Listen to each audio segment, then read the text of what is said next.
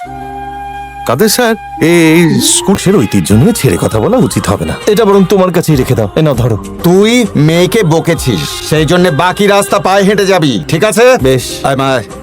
বাড়িতে গিয়ে আর কি করবেন, কোনো কাজকর্মও নেই। স্যার ওই মেলায় যাত্রা বসেছে। ও না না, আমার দেখার একদমই ইচ্ছে নেই। আপনি যদি, যাই হোক। দেখো, এখন তো আর ওই আমাদের সময়কার মতো নাচ হয় না।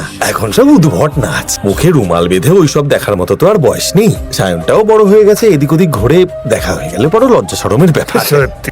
এই চ্যাংড়াটা এখানে কি করছে? কসুর এত দেরি হলো কেন? আর বলিস না, অন্য লোকটা বের করে ধরা পড়ে গেছিলাম। ঠিক আছে শোন, ভেতরে সবকিছু রেডি, তুই তাড়াতাড়ি যা, চল আমার সাথে। আয়ন, তুফান আসছে। গোটা এলাকায় একটাও আম নেই, তুই সব চুরি করে নিলি?